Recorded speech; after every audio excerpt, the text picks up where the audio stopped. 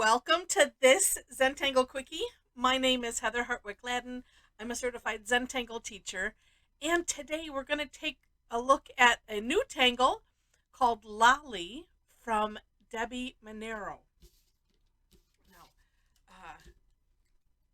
actually, I think Deb did this one back in October, and as part of our Tangle Addicts community, and posted it. And it's like, and I had it in the back of my mind, and we hadn't done it. But on today's Tangle Time session, we had its world premiere, and I paired it with yesterday's Tangle, Sorry. And you'll see, well, you've already maybe seen why from the beginning graphic, but let's see. I was just thinking, let's see if I do it like that. It's going to make it rather small. That's okay. Because I'll just do two. Yeah, that works.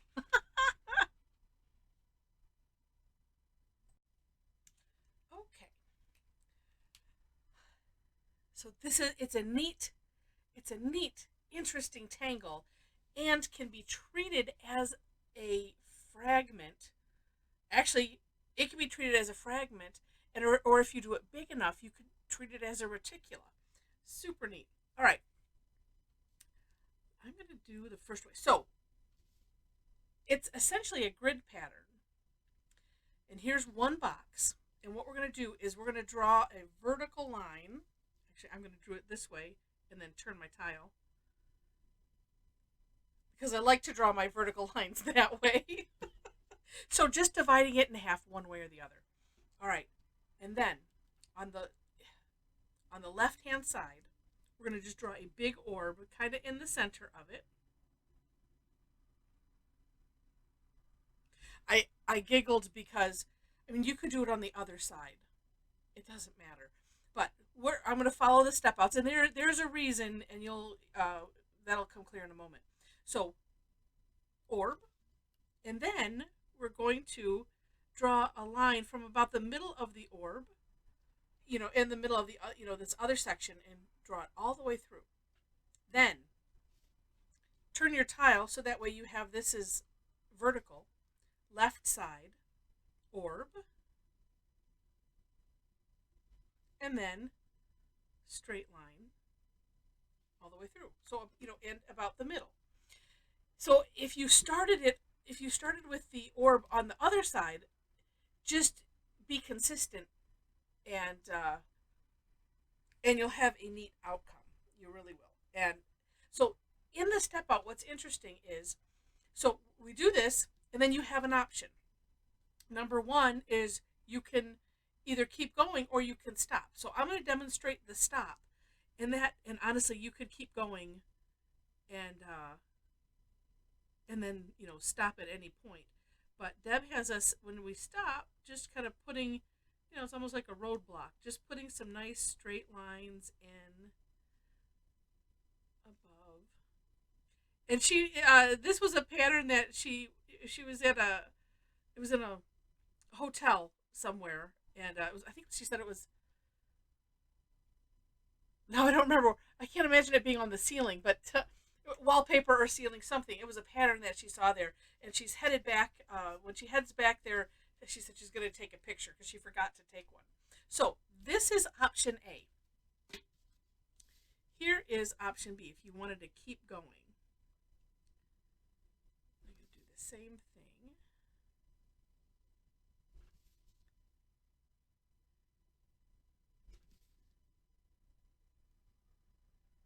All right, so I'm going to divide it in half, and then looking at it this way, orb on the left side,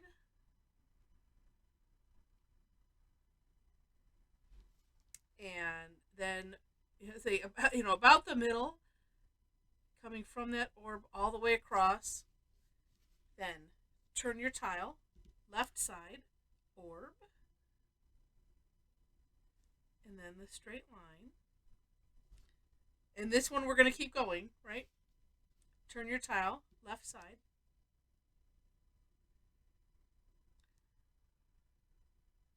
the line. Same thing.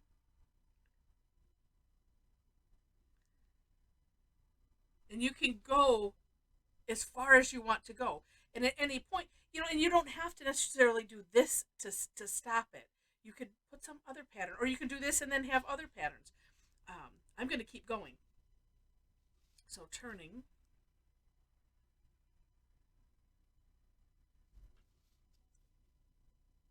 And turning. And then at some point, like right here, switch into the 005.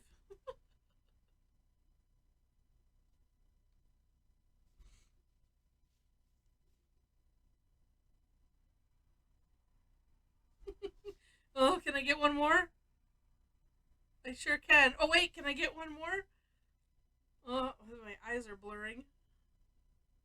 I need a magnifying glass. There we go. Oh, so much fun. And of course, you can decorate it. That's what I mentioned. If you do this big enough, it can become a reticule. Look at all the spaces and all of the fun, things that you can do with this. Now, make sure to take a look at the For More Inspiration link for just that, more inspiration. And so on Deb's Step Outs, she always, I think I'm gonna shade just the whole sections because I think that would be neat. And then maybe I'll do something in the orbs. Yeah, but take a look at that, because what Deb has shown is a number of ways that you can use this, a number of ways that you can decorate it,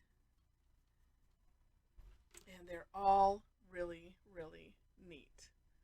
Okay, and oh, there's a blue one. Okay, I was looking for that. Let's just use this old one. And then I will also show you closer up, as you saw in the front picture, the fun we had with this and the Tangle Sorry today on our Tangle Time sessions. If you are interested in making getting that recap, and I'm getting better at getting them out on a regular basis, but when I get it posted, you will see it. If you want to subscribe to my blog, link you go to my website. The link is in the description section.